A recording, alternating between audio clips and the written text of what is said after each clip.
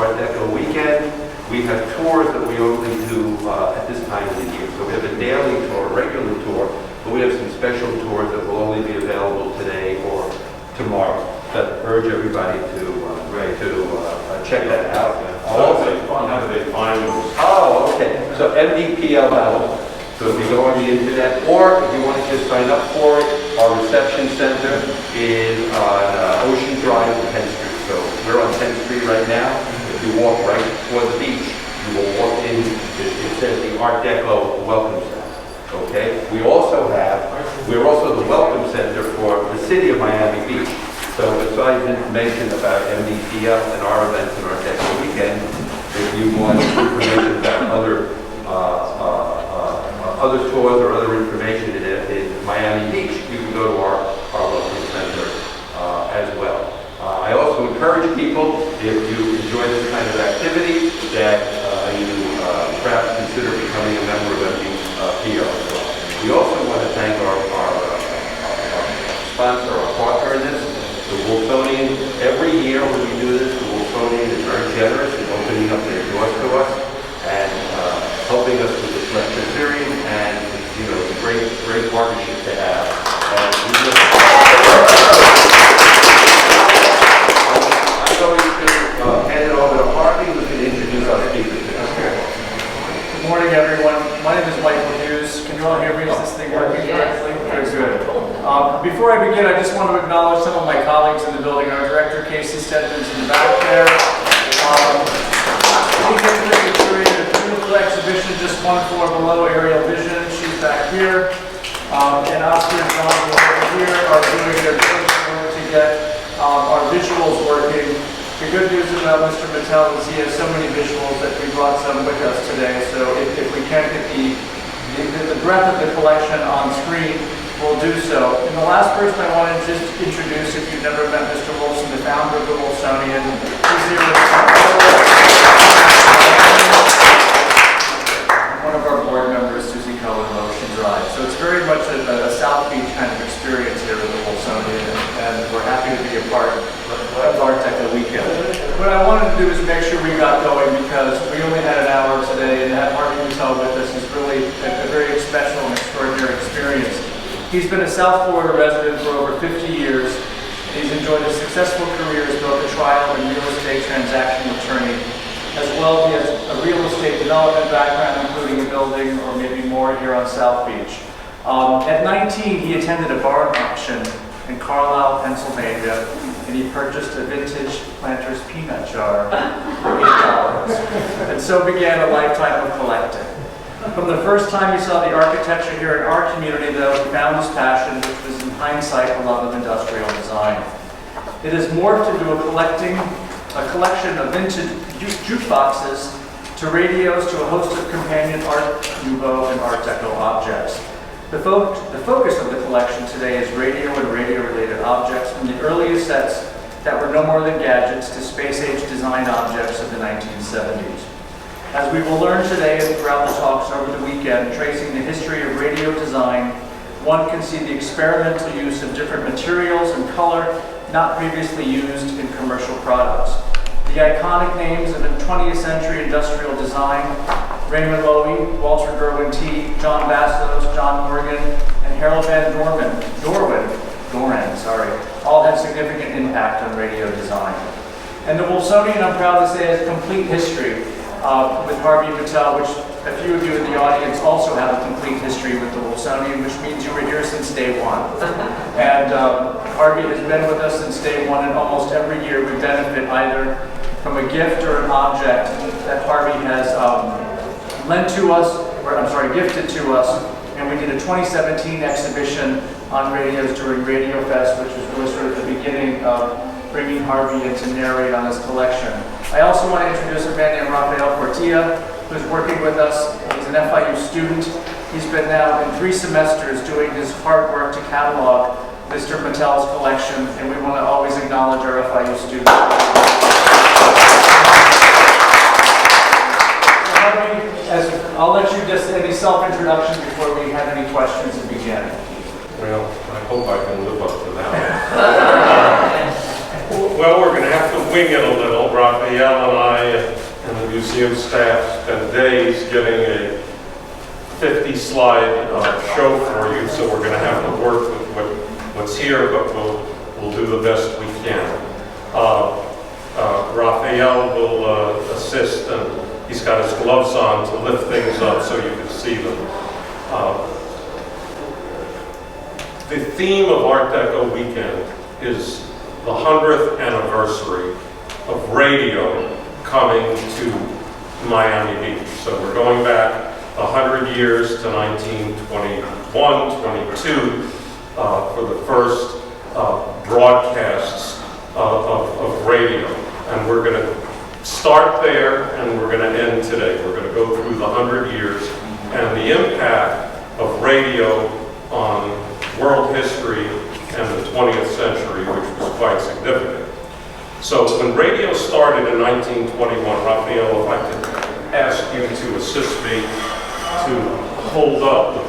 First, the earliest radio I brought, which was an Atwater Kent Model 10. This is from about 1924.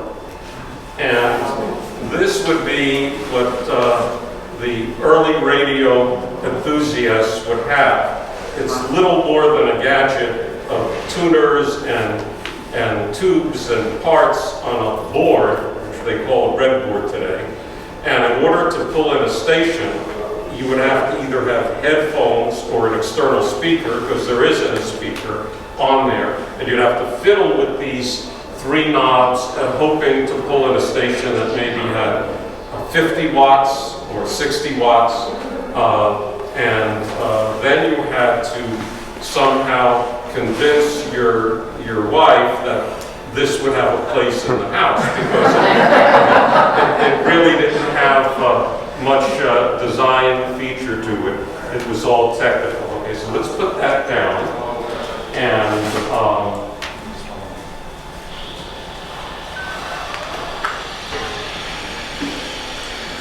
one of the things with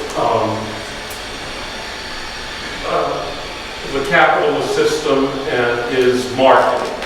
And what we're going to see through this talk is the inception of the profession of industrial design in 1920, which I think is about the beginning of that profession. It didn't exist before 1920. After World War I, there was a recession, and a lot of out-of-work architects knocked on the doors of major manufacturers and said, look, I can sell more vacuum cleaners or more refrigerators if you will let me design the outside for you. You leave the inside, but this clunky old thing isn't going to sell. So now, Raphael, you're not going to get this. So one of the marketing things we had, lift up the lady with the headphones, is to convince Mrs. Jones to get involved in radio. So this item was made out of plaster of Paris, would have been in a store window, and it was advertising Brandis headphones, which you put on your head while you're tuning, and it's a lady. To say, well, maybe Mrs. Jones, you can get involved in this contraption and listen to what's going on. Okay, we can put that back. Everyone's had a good look. And the other thing they did to market to women, if you would hold up the Statue of Liberty, was because these early radios did not have a speaker inside, there was a whole market of stylized speakers that you could plug in if you didn't want to use the headphones. And this is a very patriotic era, so there you see. Could everyone see that Statue of Liberty in the back? And there were hundreds of different styles that you could buy to fit into the decoration of the house. And we put that down now, Raphael. And then just hold up the sign if you do that.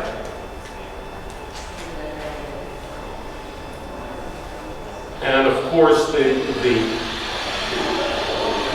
had also in the stores attractive things to get your attention.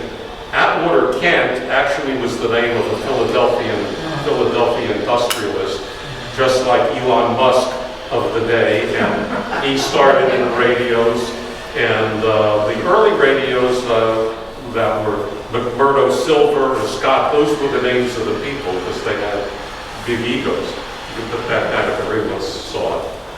All right. Now, one of the important things to understand about radio is it is the first time in human history where one person could speak to many.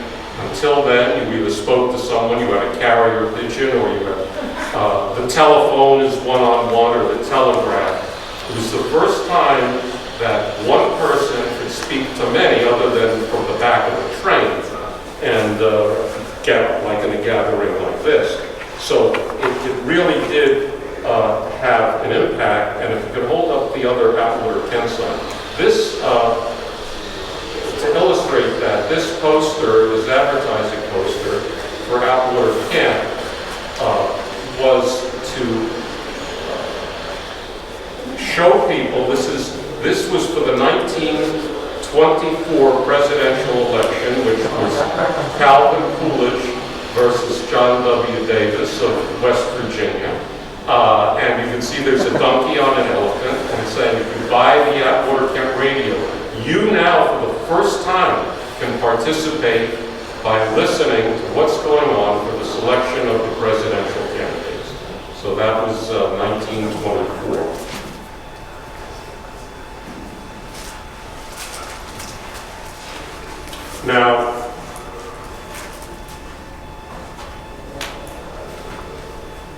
it wasn't until the 1930s that radio penetrated, first from electrification in the United States and in the world, and simplification of the device. And Raphael, if you could just pick up the Walter key here, the spark. No, poison. So this radio is about 10 years after that. It's actually 12 years. But you see it has an on-off switch and a dial to tune the radio. So it was much more easy to use for anyone in the house, and it was you could put it anywhere. The wattage of the stations were now up to 50,000, and there was one station in Chicago, WLW, that had 500,000 watts of power. You could hear it in St. Louis and all over. So the radio then became an easy-to-use device. It wasn't a gadget anymore. And the radio that Raphael is holding up is a great example of industrial design. Walter Dorwin T was one of the iconic designers of that period, worked for Spartan, and he designed the big nocturne that's in the museum collection.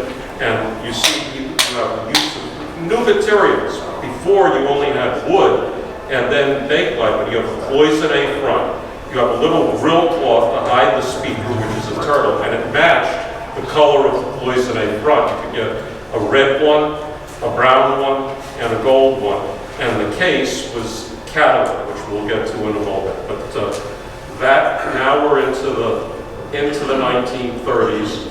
There is a radio that Raphael will not be able to lift up. It's a globe that was designed by Raymond Loewy, and it's got a Bakelite base, which has the speaker, and then the radio is in the top, and it has a world map. And again, these came in various colors, in black and brown, for sales.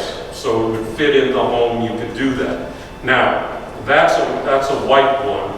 Of all radios that were made of, I'm not going to say plastic, resin, because Catalin is not plastic, 90 were brown, and I'm going to give you an example of that in a minute. 7 were white.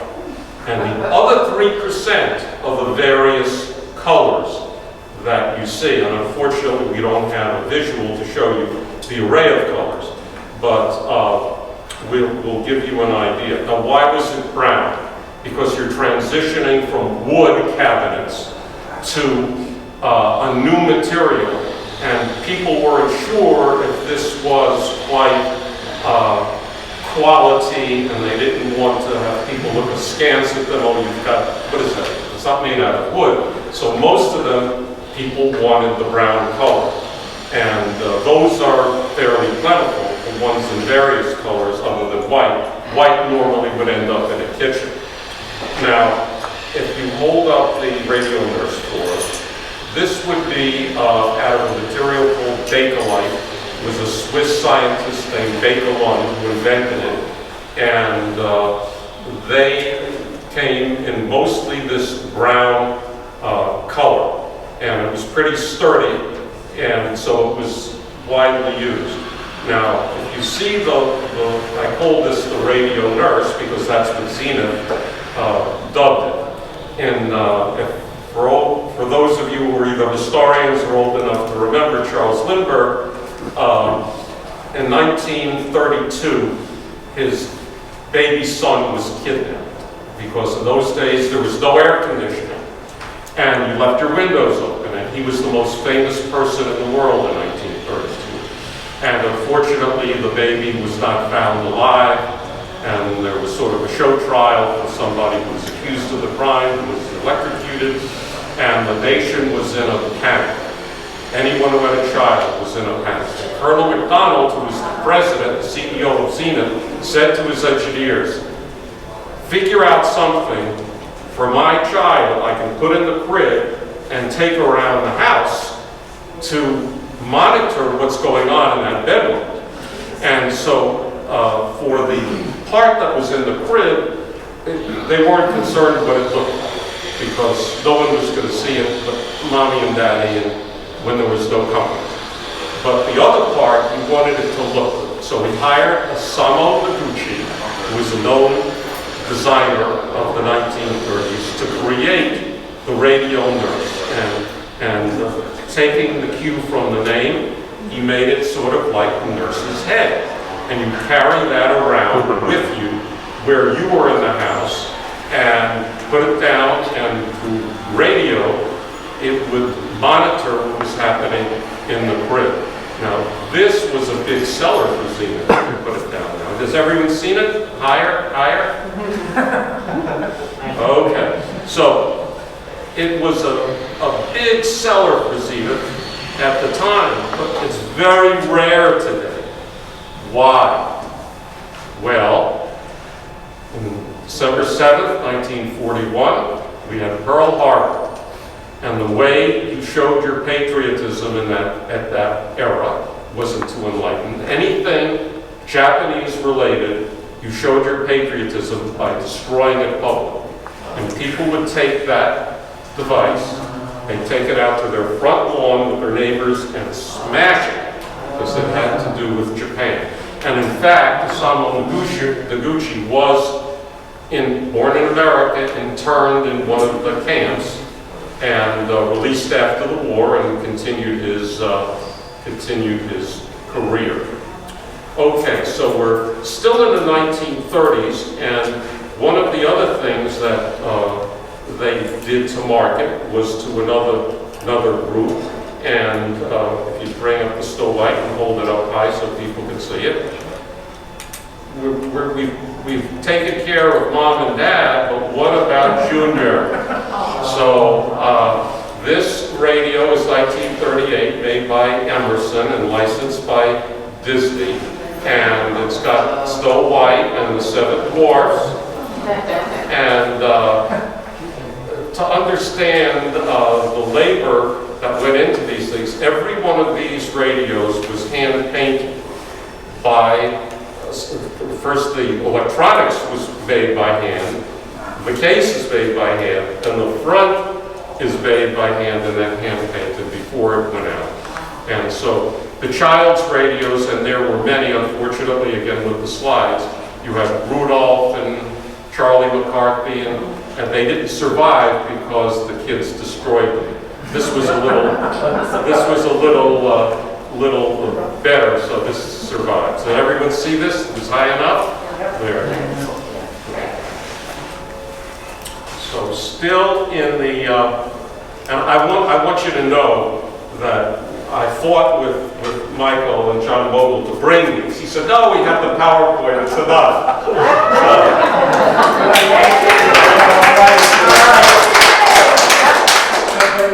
Before we go on to the post-war period, Harvey, when you spoke to the Cloisonne, the Walter Derwin Teague, and you noted the other colors, would you speak to your collecting interests? Because when you speak about the other colors, I presume you have them.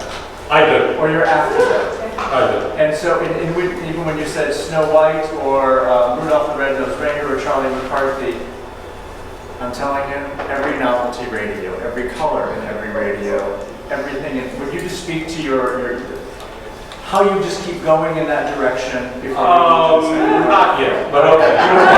Keep going in chronology. Okay. So we're still in the 1930s, and we're going to go on before I get to Catalan. There was a famous movie star called Mae West. You can hold her picture up.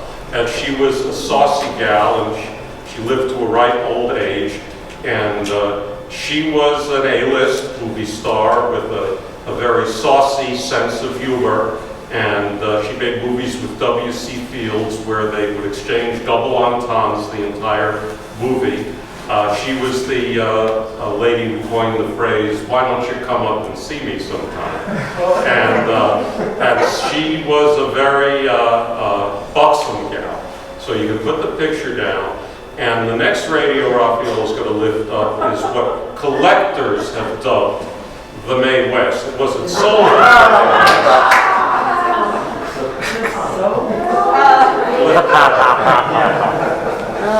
Okay, so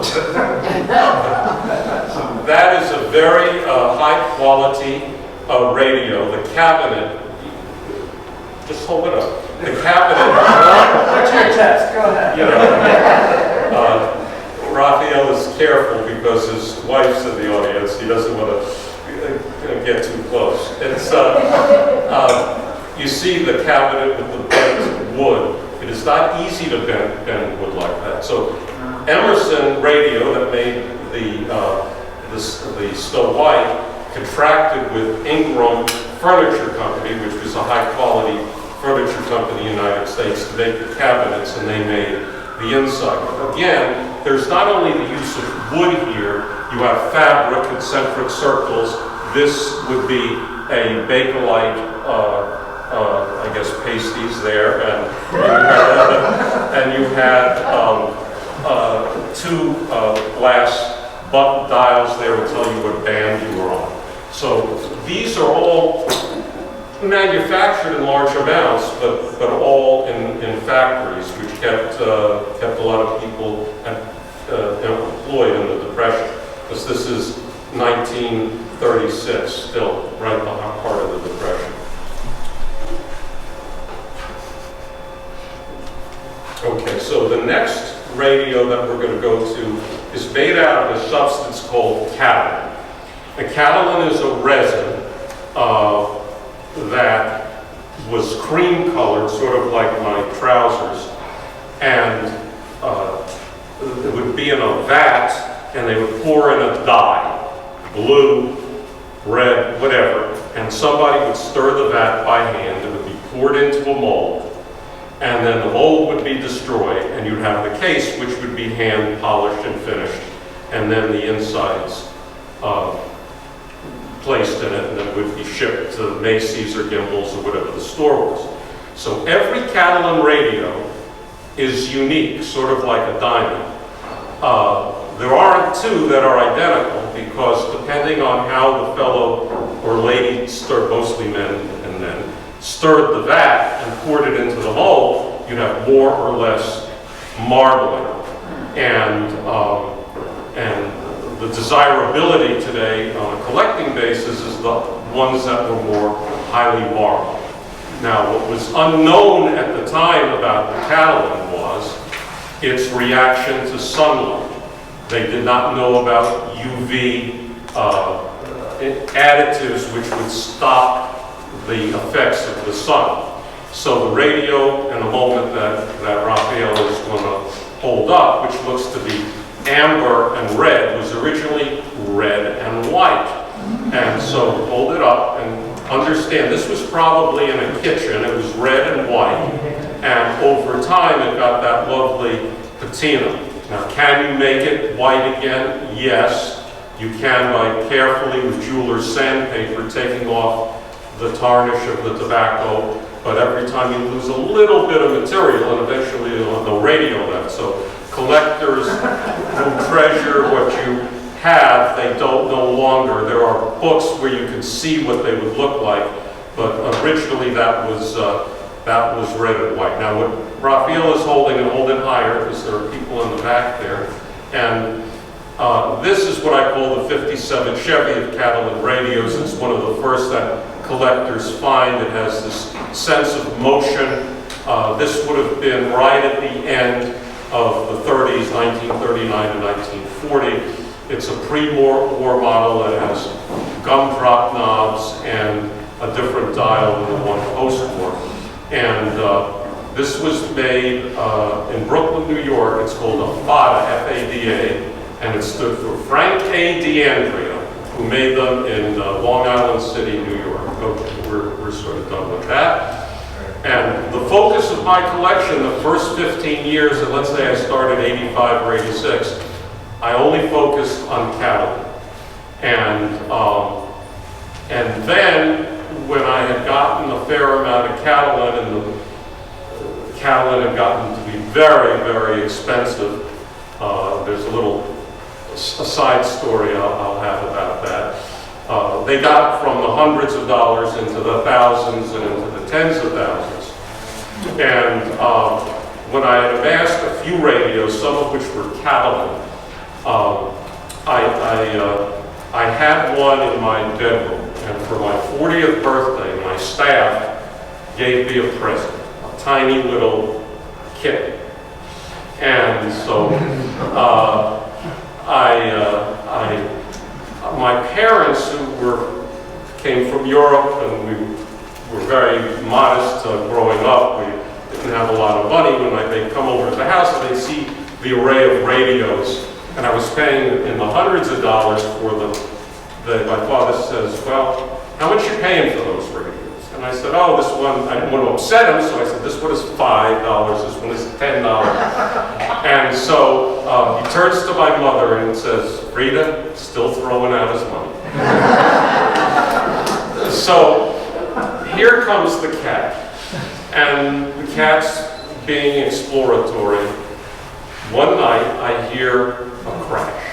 And I wake up in the middle of the night, and I'm looking around, and you know that scene in the movie Titanic where it's all black, and then suddenly you get close and you see what's a bow of a ship and this and a smokestack.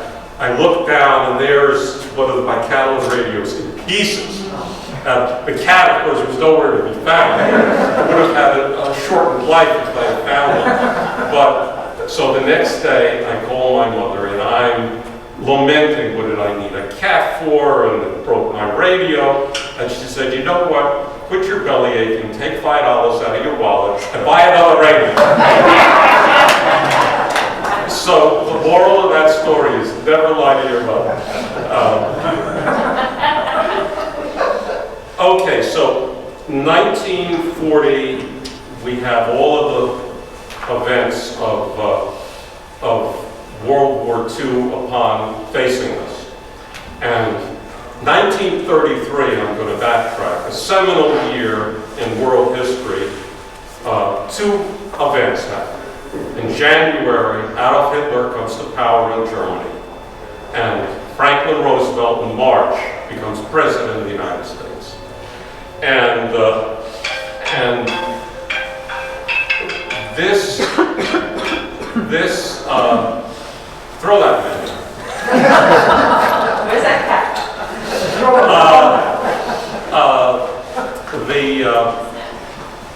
The radio, both of them, effectively used the radio. Hitler to seduce a nation for evil, and Roosevelt to save a nation from despair. Same technology used and misused. And we all know about the fireside chats. In the 12 years or 13 years Roosevelt was president, there were not as many as you think. There were about 30, so it was about 3 a year. But still, to hear those dulcet tones of, we have nothing to fear but fear itself. So listening at your farm in Indiana or in New York City, to hear that, it was so reassuring rather than seeing it as a headline in a newspaper. Okay, so now we're at 1940. And patriotism is in full swing, and so the next radio is the Red Emerson Patriot. This is designed by Norman Bell Geddes. And this was advertised. You gotta come back, Raphael, because Nikki and Joel can't see. This was, this was advertised as the Patriot. Looks like what? American flag. You got the red, white, and blue. The two knobs, when you see it later, you can probably see them in the back, are stars. So this is today collectors call it Catalan. It was a competing product called Opalon, made by Dow Chemical, where Catalan is made by the Catalan Company of America. And one thing you'll notice is it has those swirls. And Dow Chemical said, look, you buy those radios that are made with Catalan, they're going to change color, and they got those swirls. Our product has those swirls, and it won't change color. And but today for collectors, that this is prized only because of its history and the designer, but not because of the fact that it didn't turn color or had no swirls. Okay, I think we've seen all of that.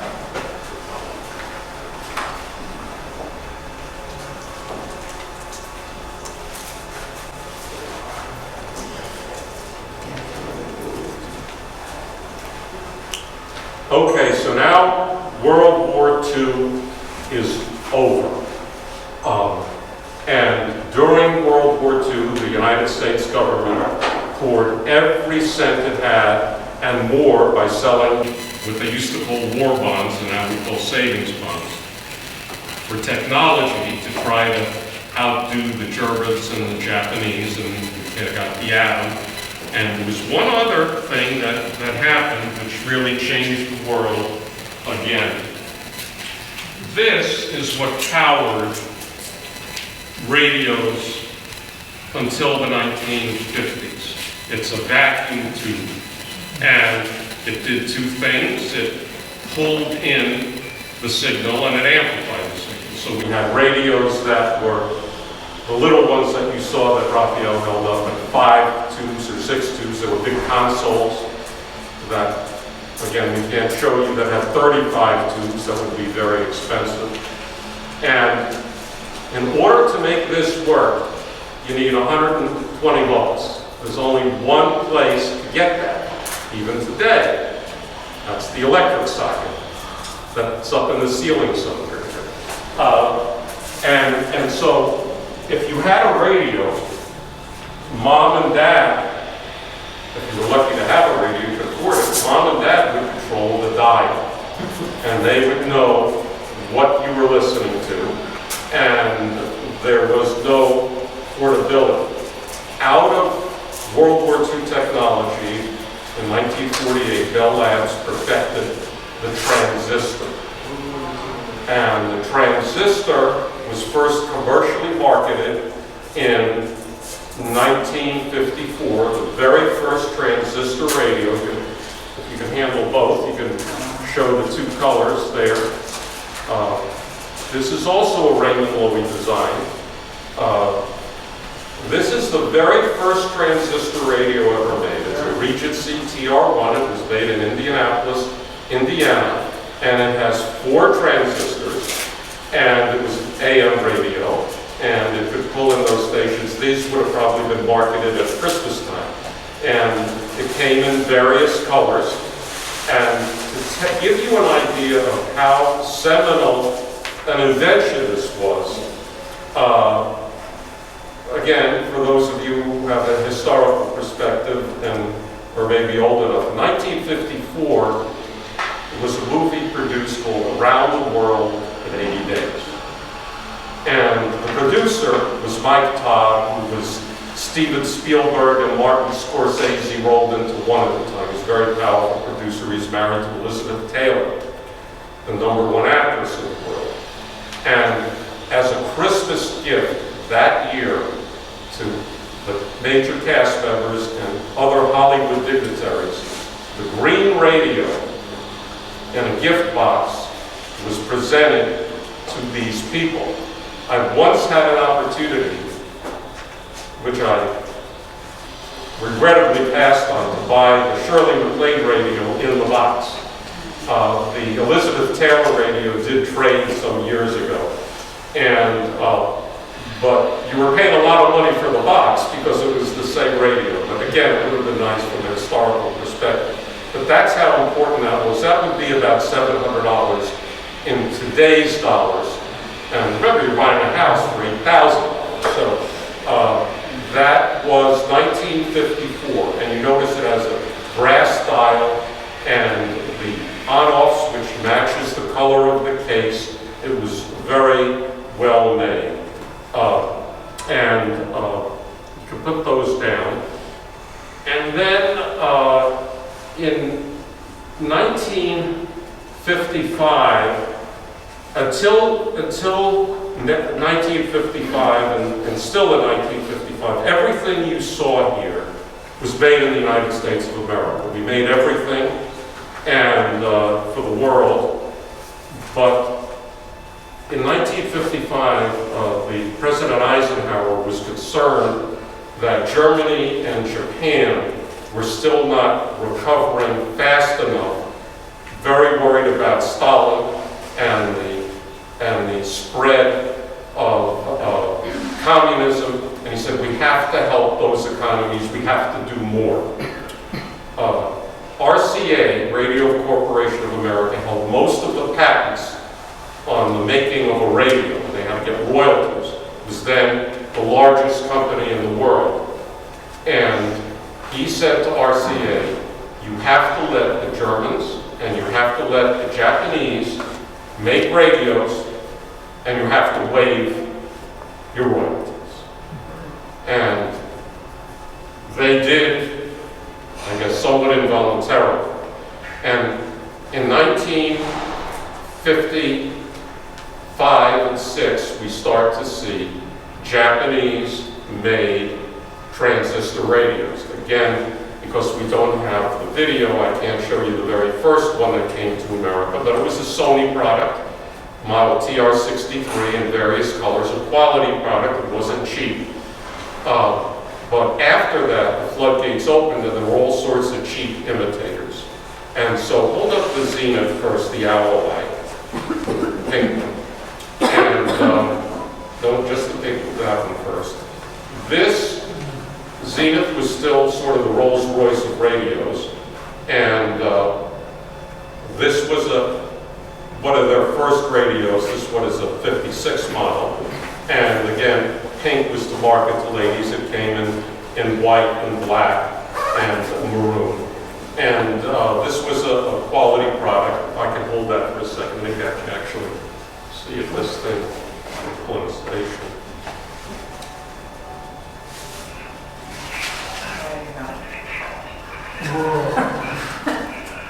I like to say, people always ask me, do they work? I said, no, it doesn't work. It speaks 3 languages, French, Spanish, and English.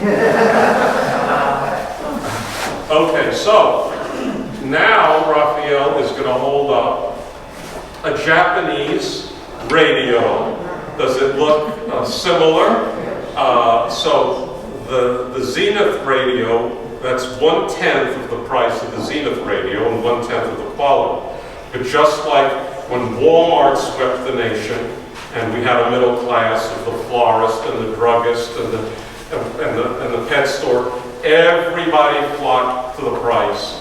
And to the point, again, which we had a slide, in 1957, Zenith put a label on its radios that said, this radio is made by well-paid, highly skilled American workers.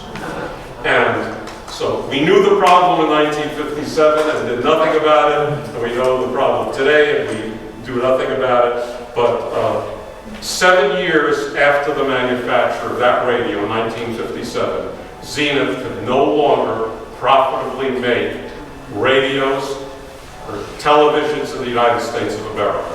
The entire consumer products industry was wiped out in 7 years. Now, the other thing about transistors is, remember, the tube needs 120 volts to work it. The transistor, you all know that 9-volt square battery, only takes 9 volts to power a transistor. So all of a sudden, Johnny and Jane can have, we're not ready for that, right? Johnny and Jane, I'm going to prattle on for a little bit. Johnny and Jane can take the radio into their room, into the basement with their friends, and to the beach. And they're not listening to Dean Martin and Frank Sinatra. They're not swinging and swaying with Sammy Daye. They're listening to Elvis. And they're listening to the Beatles. And they're listening to the Motown. And the advent of rock and roll coincides directly with the transistor radio. Would it have come? Probably. Remember, when Ed Sullivan allowed Elvis to come on the show, he would only be filmed from the waist up. That's how far we've come. But that definitely advanced communication and world events, the portability. Hold up the Toshiba lace so people could see. Now, this radio was made by Toshiba and also a quality company. And this one has an actual piece of lace under the plastic, clear plastic. Again, it came in red and blue, again, marketing to ladies. All right, and now we can jump ahead to the two, the other clones.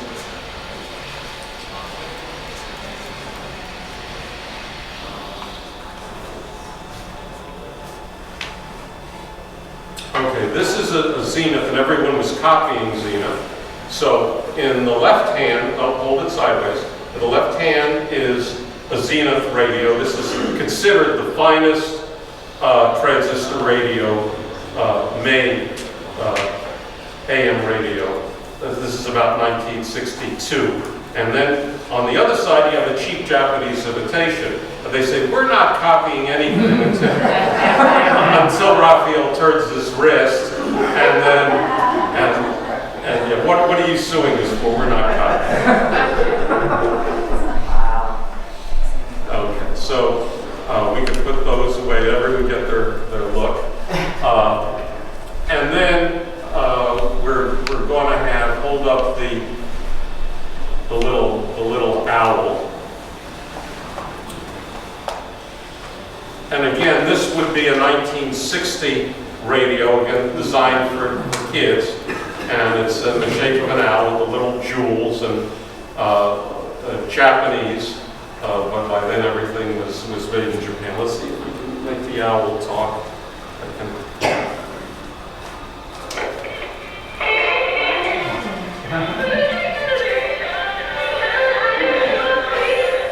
So yes, they do what they do. They are radios, and they do work.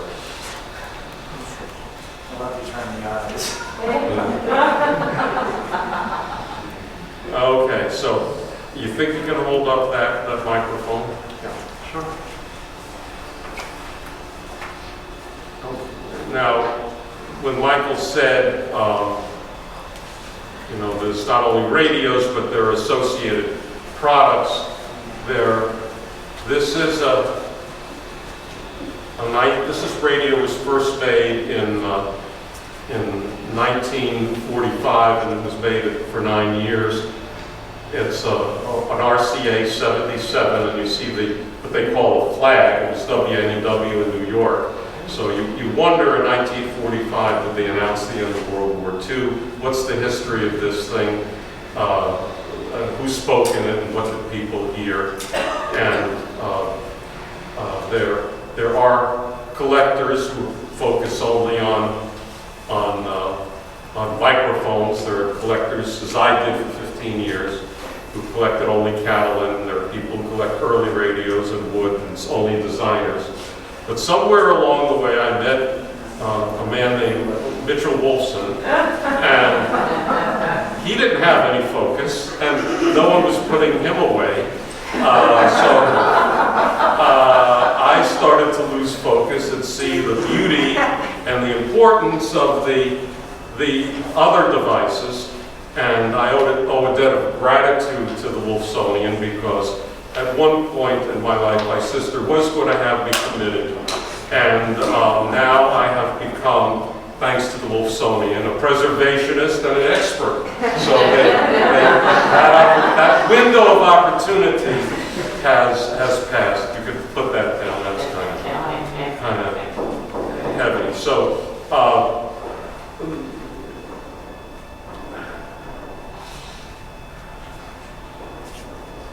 Raphael, who was cataloging my collection, I thought I had about 1,400 items, and he thinks I have well over 4,000. So I'm not at Mickey's 175,000, but we're doing our best. And as Mickey explained to me, we're really not collecting anything, we're preserving it for other generations. And before I end, I'm going to hold this out, because this is where we've come from that radio. It's 100 years. And why does this do? This is a radio. You can hear anywhere in the world. But why can it do so many other things? The answer is the transistor. There are well over 1 million transistors in this little device, only smaller. We went from the first transistor radio with 4, and they made it smaller and smaller, and then a semiconductor came about, which I know very little about technology, but I know enough. It's a material that allows electricity to pass through one way and not back up. And so, with the advent of semiconductors, they're now in this device at the electron level. The only thing smaller is an atom, and they'll get there eventually, and this will do even more. And understand, the transistor allowed men to go to the moon in 1969. So the transistor was invented in 1948 and available to NASA when it became created, I think, under the Kennedy administration, and that allowed us to send this ship to the moon, a lot less sophisticated than this. And I've been privileged now for the second time to speak at this wonderful building, and I'm going to end it the same way. And I'm going to say that I would be remiss if I didn't, with all my heart, say that sitting in the front row is the man who created all of this. He grew up on Miami Beach. He could have had this museum in New York. He could have had it in Washington, D.C. And 20 years ago, thereabouts, he gave the largest gift to the state of Florida and really to the United States and the world. This building, everything in it, and everything in a couple of other buildings. And there is a Wolfsonian in Genoa, Italy, with about another 70,000 items. And there's one Getty, and there's one Hirshhorn, but there's two Wolfsonians. and if you think this undertaking and this building and the creation of it is an easy task, to assemble these radios, Raphael and I worked 2 days to select, pack them, bring them here. And imagine, Mickey didn't buy things in bulk. Like me, he bought those 175,000 items.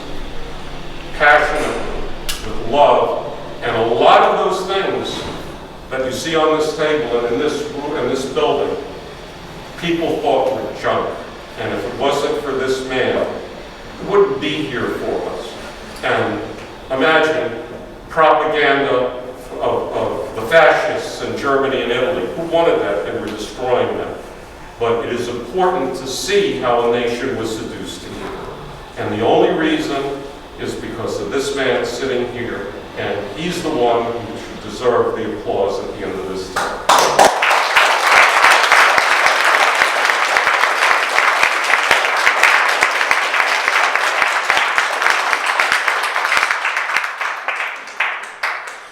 I've got to respond to Harvey because some of it's true. But the fact is, none of it could have come to pass without collaborators and fellow travelers along the way. And that I had the fortune to meet Harvey and other collectors and other people passionate in preservation to make sure that we could go forward without making the same mistakes of the past. And in order to do that, we had to recognize the mistakes we had made in the past. That's no reason to destroy the past, because everything tells us a story. All the objects that man makes tell the tale of man, because what man makes man. And Harvey is a fellow traveler in this mission, because the whole motivation was missionary. It was so people could see and think and change their minds and adjust and adapt.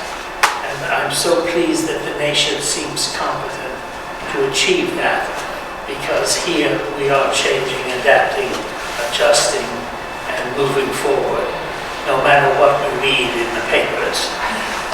The people still have the dominant strength in the nation to make the difference. And I'm really reassured that that's coming to pass. So I'm as hopeful as I've ever been. And I'm as thrilled with Harvey and the collection and how articulate he is in joining history with hope. So that's really the meaning of the tale and the moral of the story. And that you all appreciate it and come to lectures like this, and it's meaningful to you, and that we all learn and think more and stronger about things is the is the result, and that's what I wanted. And that's what we all want, the people that work here and the people that help us and the people that collaborate with us. So thank you very much for being here.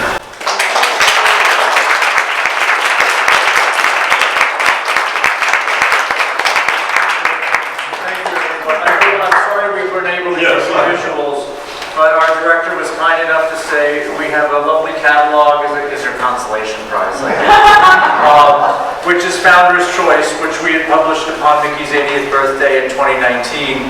And so as you walk out of the building today, if you don't have this already, feel free to take it with our compliments.